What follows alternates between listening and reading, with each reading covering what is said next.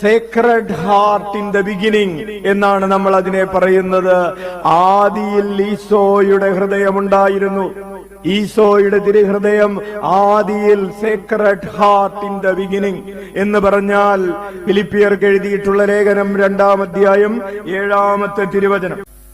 അവിടുന്ന് തന്നെ ശൂന്യനാക്കി ദാസന്റെ രൂപം സ്വീകരിച്ചു. പറഞ്ഞു വരുന്നത് ഈശോ അവിടുന്ന് ദൈവരൂപത്തിലായിരുന്നെങ്കിലും അവിടുന്ന് ഏത് രൂപത്തിലായിരുന്നു? തിരുഹൃദയം ദൈവത്തിന്റെ രൂപത്തിലായിരുന്നു.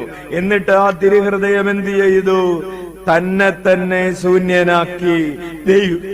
ദൈവവുമായിട്ടുള്ള സമാനത കാത്തു സൂക്ഷിക്കേണ്ട ഒരു കാര്യമായി പരിഗണിക്കാതെ തന്നെ ശൂന്യനാക്കി. Hallelujah, hallelujah.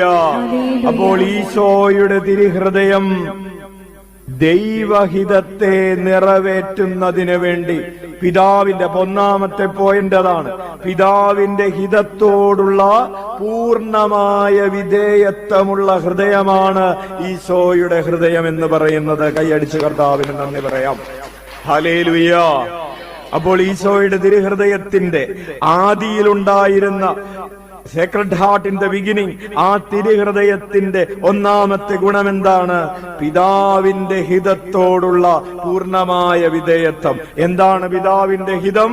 തന്റെ ഏകജാതൻ, തന്റെ പുത്രൻ മനുഷ്യാവതാരം ചെയ്യുകയും കുരിശിൽ മരിക്കുകയും ചെയ്ത് മനുഷ്യന്റെ പാപങ്ങൾക്ക് പരിഹാര ബലിയായി അവനെ പാപത്തിൽ നിന്നും മരണത്തിൽ നിന്നും മോചിപ്പിച്ച് വീണ്ടും നിത്യതയ്ക്ക് യോഗ്യതയുള്ളവരാക്കി മാറ്റണമെന്ന പിതാവിന്റെ തിരുഹിതത്തിന് തന്നെ സമർപ്പിച്ചവനാണ് പുത്രൻ. അങ്ങനെ സമർപ്പിക്കുന്നതാണ് പുത്രന്റെ ഹൃദയം. ഉറക്കെ വിളിക്കാം, ഈശോയേ.